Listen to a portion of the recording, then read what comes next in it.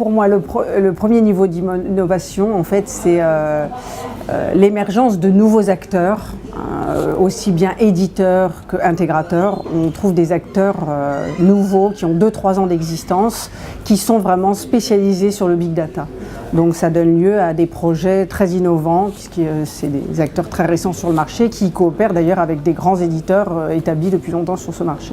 En France, je pense particulièrement à l'acteur DataQ, mais aux États-Unis, je pense à Hortonworks, Cloudera, des acteurs qui sont spécialisés sur le big data et qui implémentent des solutions autour du framework Hadoop.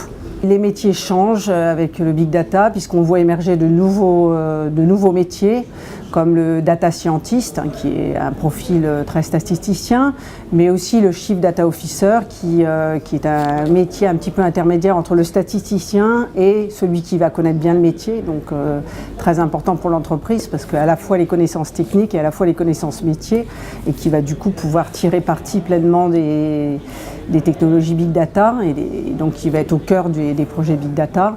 On voit aussi un regain d'intérêt pour des profils de data quality manager, gestion de la qualité des données, parce que là où le problème était important sur les projets classiques de BI, il est encore bien plus important dans le domaine du big data puisqu'on va manipuler des gros volumes de données et donc le problème de qualité des données est prépondérant. Changement dans les méthodes de travail, effectivement, pour le big data, puisque maintenant on va être dans un mode beaucoup plus itératif, beaucoup plus agile, alors que dans un projet BI classique, il y avait un long processus entre l'étude de besoins, la mise en forme de données dans un environnement de type data warehouse et leur exploitation derrière. C'était à minima 3 voire plutôt 6 mois, 1 an, alors que maintenant on est sur des projets beaucoup plus itératifs, beaucoup plus agiles, qui tournent autour de quelques semaines de mise en place, parfois même encore plus court.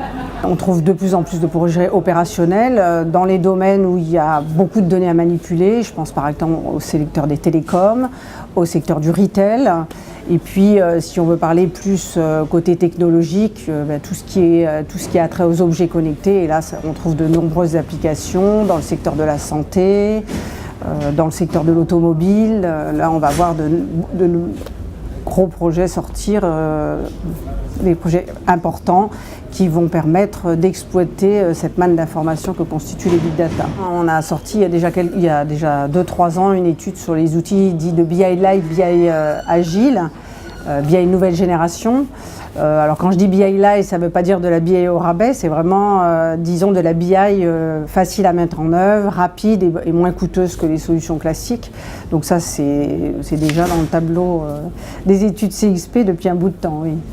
Voilà, Tableau, Qlik, TIBCO Spotfire, tout ça sont des outils qui en font partie. Elasticsearch, je ne l'ai pas encore mis en exergue dans nos études. Ce n'est pas encore une solution. Bon, il est plus dans les moteurs de recherche, etc.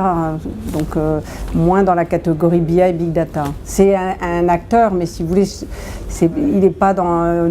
Nous, ce qu'on regarde surtout, c'est les outils de data visualisation dont font partie les acteurs qu'on a cités, Tableau, TIBCO Spotfire ou Qlik. On ne va pas se passer des acteurs DSI dans l'entreprise. Simplement, l'intérêt de ces solutions dites plus agiles, c'est que ça va permettre aux DSI de se concentrer sur leur métier de gouvernance, de gestion de la qualité des données, d'implémentation des solutions, et permettre aux acteurs métiers de se concentrer sur l'analyse des données, puisque ce sont eux qui en premier connaissent les données et sont capables d'exploiter et d'avoir un esprit critique sur cette donnée qui leur est restituée.